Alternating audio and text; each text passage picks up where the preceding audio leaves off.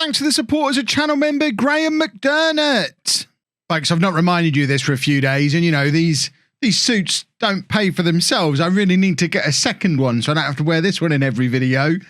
I have got a pre-order code for Football Manager 2021. I know the beta is out, but the full game is released on the 24th of November. As I'm sure you know, if you're not already playing the beta, you want to get yourself a discount on buying a copy that will get you instant delivery and also provide the beta so you can be playing it straight away at a discounted price while supporting the channel.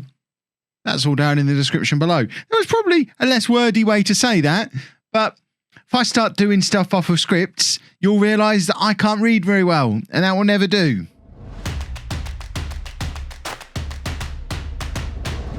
Hello and welcome to part 5 of my FM21 beta save with Leicester. I'm Kevin. Coming up on today's episode, we face, it was originally going to be Man City and Liverpool, but silly old FA Cup fixtures has meant it's Man City and Southampton, so not quite the main event episode that I was hoping for, but facing a Manchester City side who are down in 13th place, yet still haven't sacked Pep Guardiola. I think that's interesting in and of itself. We've also got a few new transfers to welcome to the club. I'll show you those in just a second. If you watched the end of yesterday's episode, you already know who they are. But just to bring you up to date with how the matches have been going since the last episode, there you go. You can see one of the new ones is already off the mark for goals. And we had a little bit of an iffy Christmas between the 19th and the 26th. 2 defeats and a draw against Chelsea, West Brom and Wolves. But weirdly, we lost to Wolves at home. 2 days later, beat Wolves away from home. And that kind of set us back on our way again in the Premier League. We've since beat West Ham and Fulham, but did get knocked out of the FA Cup by Arsenal, although losing 1-0 away to Arsenal is a big improvement on losing 5-1 like we did at the start of our iffy run of form. And I'm hoping that the iffy run is over. Now we've got 3 consecutive Premier League victories. This is what the table looks like going into the Man City game. We're almost at the halfway point of the season. We're on 30 points. 3 points behind Chelsea, but they do have a game in hand over us. We're also 3 points behind Manchester United, who don't. So very much still in the chase for a Champions League spot. As I mentioned, Manchester City have had a really, really terrible start to the season, although worryingly, they are going through something of a recovery at the moment. So they'll be looking at this game eyeing up a potential 3 points. And Jamie Vardy is the second top scorer in the Premier League currently. So despite now being 34 years old, he is still banging in the goals for fun. Did you know he started in non-league? You can see it on there. Surprised no one's ever told us about that. So those signings that I promised you, here they are. In fact, we'll start with the ones that have gone out, which you already know who's coming in. People have been asking for Dennis Praet, don't know how you say his name. One of the reasons I've sold him, people have been asking about him. We sold him to Shakhtar. He wasn't in my Premier League squad. We've kind of upgraded the midfield beyond him. Never gave him a chance because sometimes I just don't give players a chance. I want to build my own team. I want to put my own stamp on this Leicester side. And with that in mind, we've also sold Mark Albrighton and Christian Fuchs. And that leaves us with spaces in the squad for the 3 new signings we looked at in last episode. Mukhtar Diakabi, who comes in for £18.5 million from Valencia to be more strength at centre-back. Kevin Mbabu, 25-year-old Swiss international, super pacey right-back to add even more attacking oomph down that right-hand side and kind of deputise for Ricardo Pereira, have those 2 competing with each other so we can have Emerson and Castagna as our 2 left-backs. And then Odsonne Edouard, who, as mentioned previously, signed for my Manchester United team in the beta last year, was phenomenal. Here he is in Leicester. And we've not actually played him up front yet. He's played on either wing, supporting Jamie Vardy, and has still grabbed himself a goal. Long term, he's our new striker. I don't know how much longer Vardy's got left in him. Obviously, he's still scoring goals at the moment. Long may that continue. But when his form dries up or his pace just leaves him, Edouard's ready to step straight into the void. He's 11 years younger than Jamie Vardy, and this is a striker signing who could fire us all the way to a Premier League title. Of that, I am absolutely certain. So leaves our total spending. I mean, this isn't all me, remember. A big bunch of that money was spent before I arrived. So you're looking at like 75 million was spent before I got here. So we've now spent about 150 million this season and probably brought in, Chilwell aside, all the other sales with me. So brought in maybe 85 million. So we're looking at a net spend of what, 65 million pounds. And I think we've massively improved the squad for effectively £65 million. We've got strength in depth in all positions now. I know it's a very different looking Leicester side. If you are a Leicester fan, you might have preferred me to show a little bit of faith in some of your youngsters. But on the topic of Leicester youngsters, we obviously had two of them that were controversially loaned out, and neither of them have been getting much in the way of game time. We've actually recalled Fofana. He's back in our squad now. He only got 11 games. Where is he? He only got 11 games playing in La Liga and wasn't great in any of them. And we've brought him back in. He's officially our fifth choice centre-back, but I think we'd probably, I don't know, Johnny Evans is another one who's old and is probably on his way out. And I'm giving him a lot of football this year. I think we're probably in the process of moving him on and going with Soyuncu, Diakabi, Kayo and Fofana as our four going forward, with Joaquin more as a backup player at defensive midfield. But the other Leicester youngster that we loaned out, Hamza Chowdhury, again, he's gone on loan to Everton for the season. They've barely played him. He started 3 games. He's not good enough to get in the Everton team. He's not good enough to get in the Leicester team. And we'll do a little comparison between him and Calvin Phillips, who really is the player who came in as the replacement for him.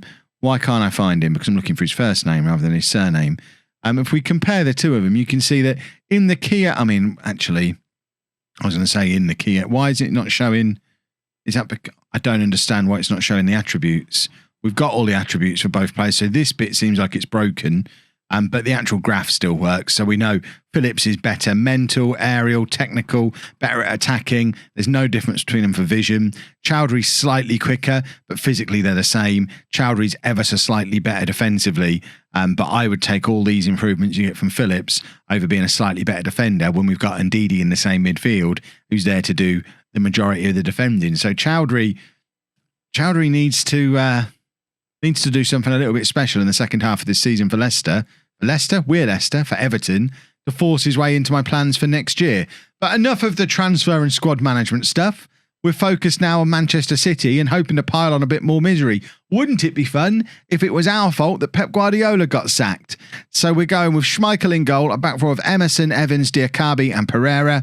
Phillips at the base of the midfield, Maddison and Aouar ahead of him, and then Edouard, Vardy and Ikone as the front three. Let's get into the match. And I've not just skipped the team talk, have I? I forget what order these things happen in. No, team talk hasn't come yet. Don't worry, Kev. You'll get used to the new game eventually. I kind of want to pump fist, but also say that. But you know what?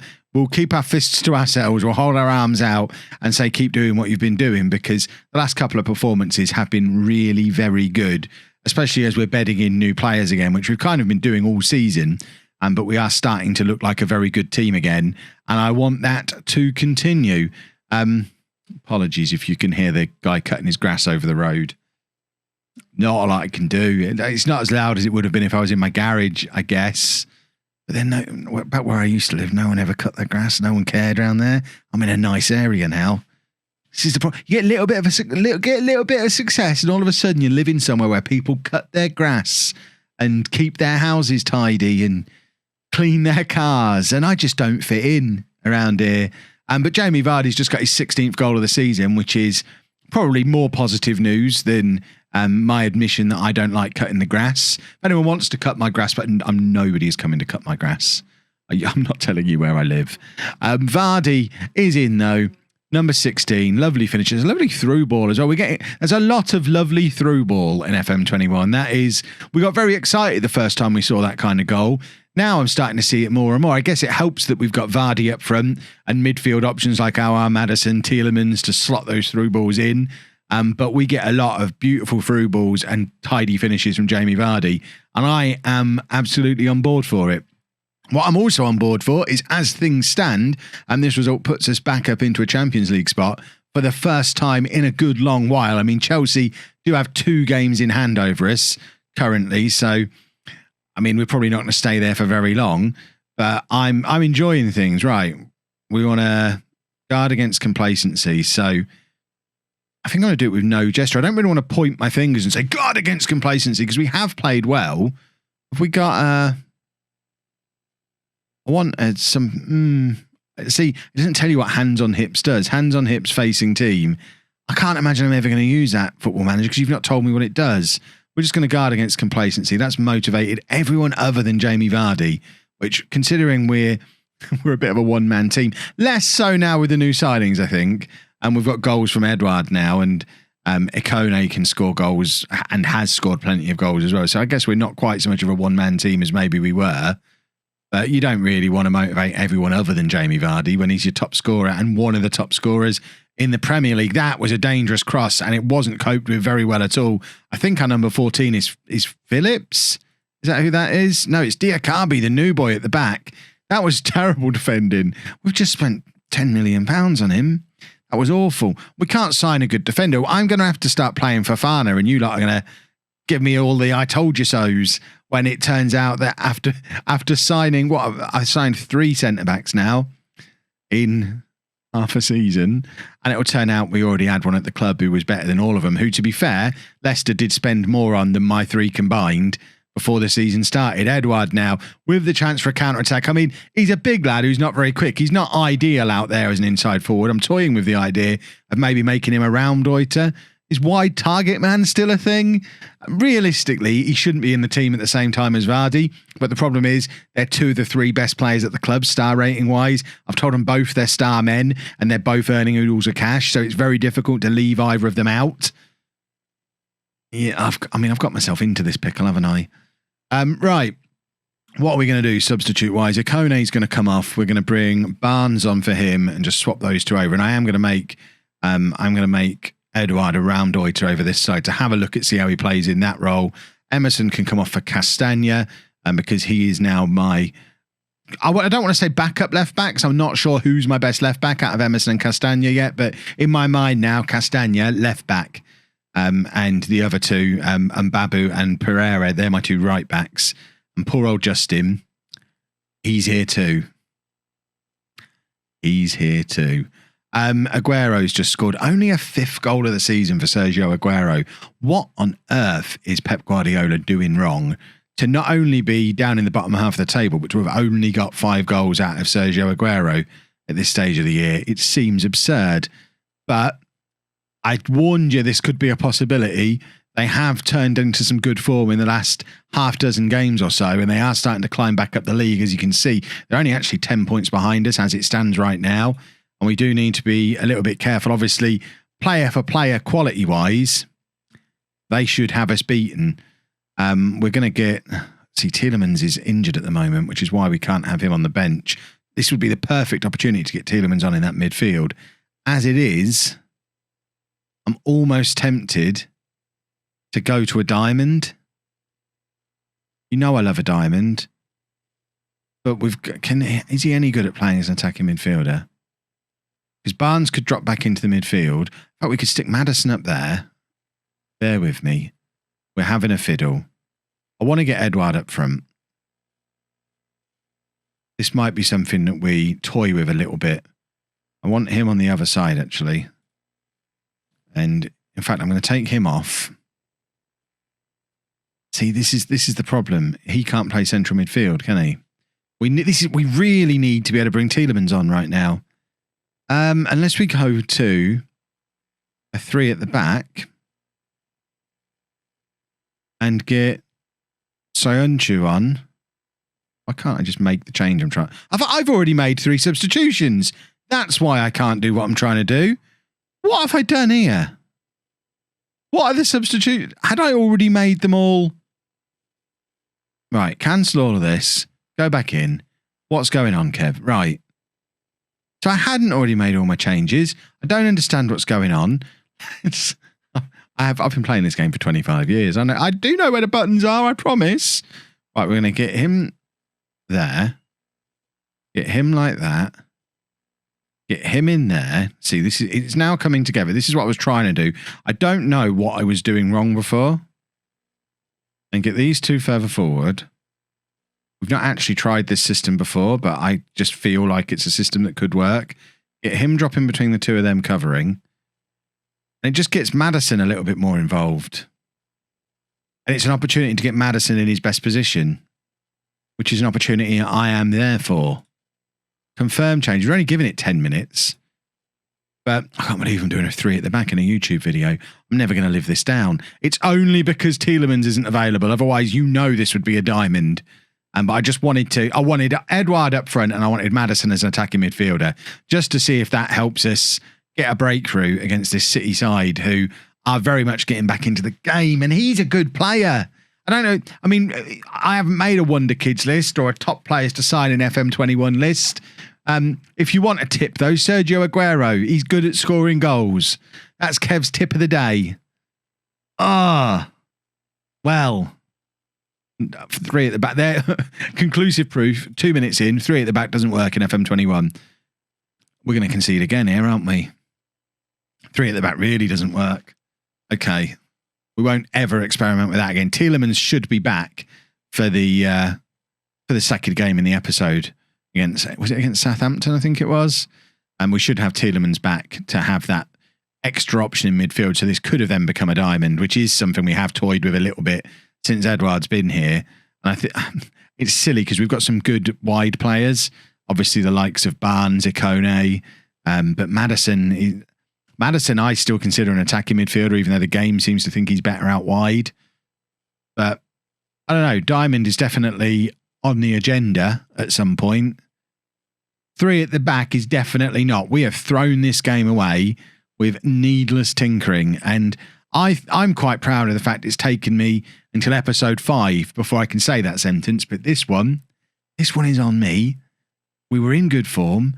We were in control of this game.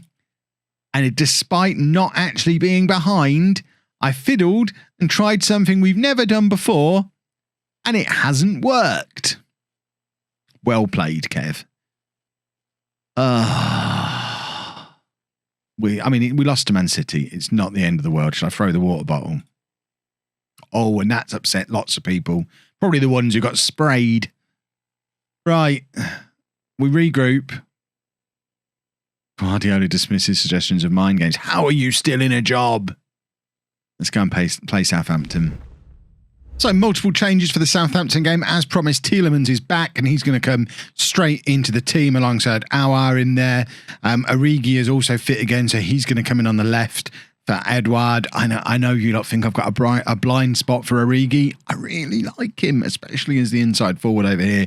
I just think he does a lot of very good work for us. And as you can see, from average ratings, he's been one of the better players for us over the course of the season as well. There's only like 4 or 5 players in the squad who've got a better average rating than Divock Origi. James Maddison sat there going, boss, I'm one of them. Much better rating than any of your other attacking players. I'm on the bench. Pipe down, James. You'll get your opportunity.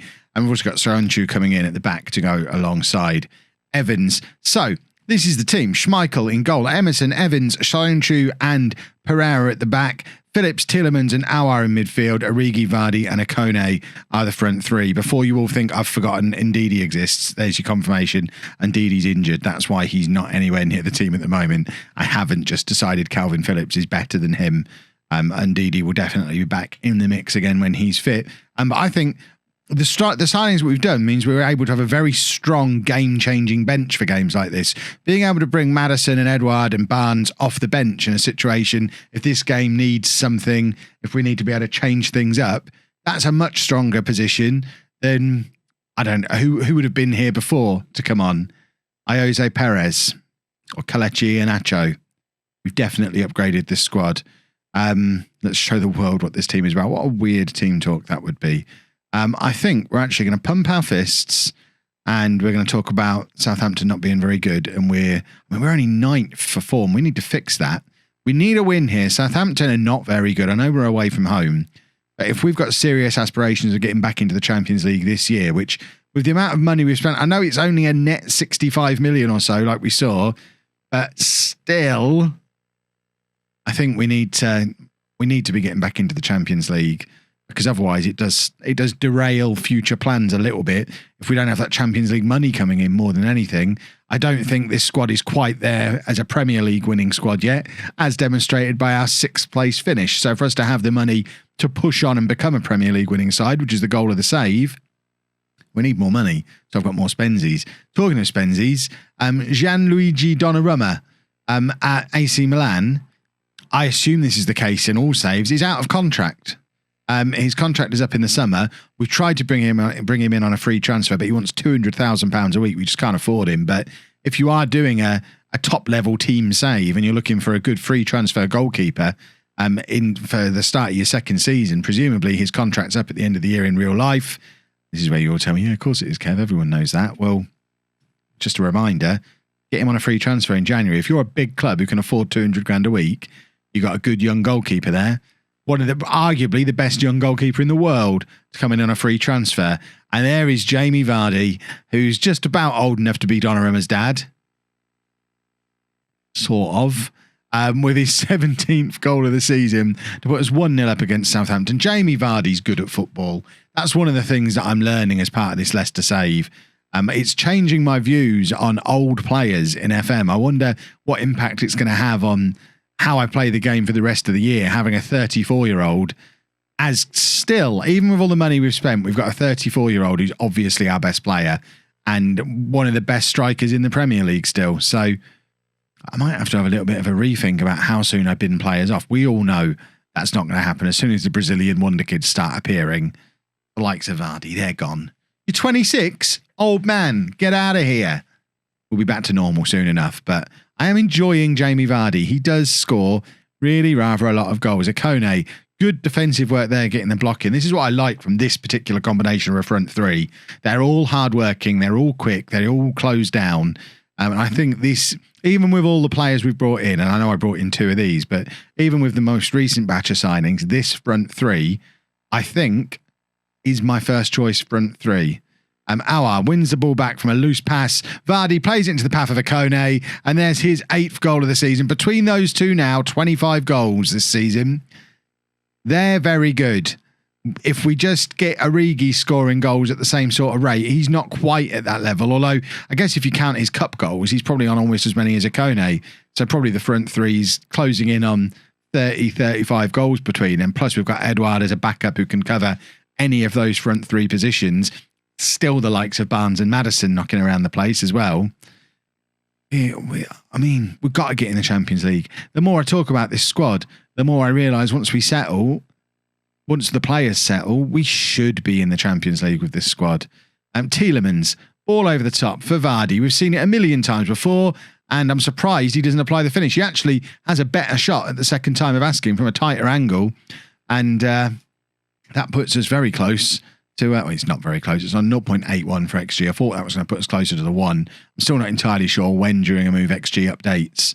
I am pleased with the performance. Let's outstretch our arms and tell them that I'm pleased with the performance. And hopefully we have another good performance in the second half, because this is the halfway point of the season for us. And I think, bearing in mind, I knew I was going to be doing a lot of player churn. I think if you offered me 5th place at the halfway point before the season started, I absolutely take that. I consider that a job well done, knowing that in the second half of the season, everybody should be a little bit more settled into the club. And some of those defeats should turn into draws. Some of those draws should turn into wins. And we should be able to push on for that Champions League spot in the second half of the season. Vardy, again, we've talked about this on previous episodes. As much as I love him, I've waxed lyrical about him in this game. Stuff like that is frustrating, that he needs so many chances to score. And that was another one. He's had a couple of big chances since his goal. He really should be putting away. Ricardo, no. The highlight just ends. And now we've got Southampton with a free kick. It's a really poor one, and Pereira picks it up again. He's going to have another go at it. This time plays it all the way back to Schmeichel rather than just having the highlight end, which I guess is a good thing. Schmeichel lumps it forward looking for Akone, and Pereira ends up winning it back again from the loose ball. It's a little bit scrappy at the moment. I'm not really sure where this highlight's leading. Presumably it has got a plan. I'm not sure I'm going to be on board with it. Pereira's come all the way across to this left-hand side to win the ball back after his mistake lost the ball. Lovely stuff, although glad he did win the ball, or else there's going to be a huge Ricardo Pereira-shaped hole at right back. And there's your ball over the top for Vardy again. And once again, a good opportunity that Vardy isn't converting. It seems like a strange complaint to have about a goal scorer who's second top scorer in the Premier League, has 17 goals already. But goodness me, should he have more goals?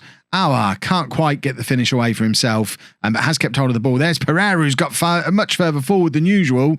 Origi picks it up from the rebound, but can't get the crossover.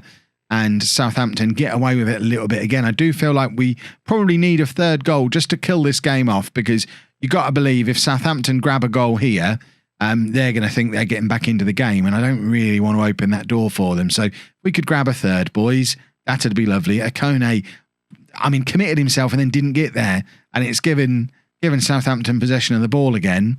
And now there's there's that Ricardo Pereira shaped gap that I was talking about before, and Schmeichel does very well with a double save, and we get away with it a little bit there. But Southampton's XG has gone from about 0.15 to 0.66 in the space of 5 minutes of football. They are absolutely pushing themselves back into this game. I think we probably need to freshen things up to try and stop that from happening. Tielemans can come off for Maddison.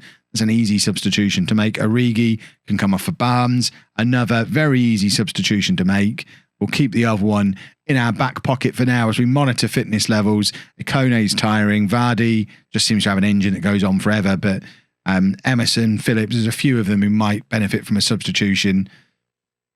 I feel like I should probably bring Edouard on just because of how much we're paying him. Maybe I shouldn't have signed him. Maybe we didn't need... We do need him long term. Vardy's 34. We definitely needed him, and that's what we didn't want to see.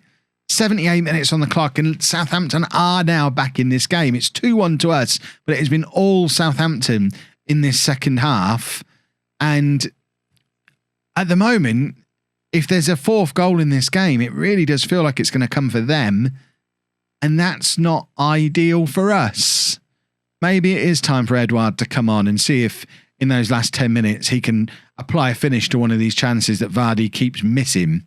Maddison, ball over the top to Vardy. Maybe Vardy's going to prove that Edouard's not needed. That's exactly what he does. He doesn't miss this time. It's a lovely ball forward from Maddison, one of many players who can play that beautifully dinked through ball over the top. We're very one-dimensional. This is how our goals come from set pieces or this. And I think we probably do need to adjust that a little bit when it comes to getting Edouard into the team, because he's a very different kind of striker to Vardy. But for now, I'm happy that just keeps happening. Right, Phillips, or we're going to take off Phillips. No, we're not, because we don't have we need Ndidi back. You know what? I am just going to bring on Vardy. Not Vardy. I'm going to take Vardy off, bring on Edouard. Vardy's job's done today. We'll get Edouard on as an advanced forward and see what he's got. See if he can be a little bit more clinical. I know Vardy's scored twice, and long-time viewers know what's happening. This is the long explanation for why in 3 episodes' time Vardy's on the bench. It all starts here, despite him scoring 2 goals. I know it, you know it. I'll try my best not to let it happen, but Edouard's my boy. Didn't do very well there in his 10 minutes, though, did he? But you can't really hold that against him. But there we go, halfway point of the season, 33 points on the board. We are up to 5th place. Got to consider that as a first half of the season as a job well done. Right, looking forward, we're probably going to show a Europa League game in the next episode.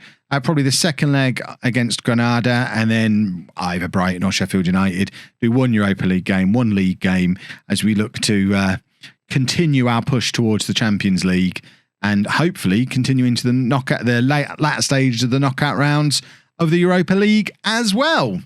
If you've enjoyed that, please make sure you leave a nice big thumbs up on there for me. Subscribe to the channel for daily Football Manager videos, and don't forget the daily Twitch streams at the moment as well, 8 p.m-ish UK time. Monitor Twitter for when they actually start, usually around then. And thank you very much for watching.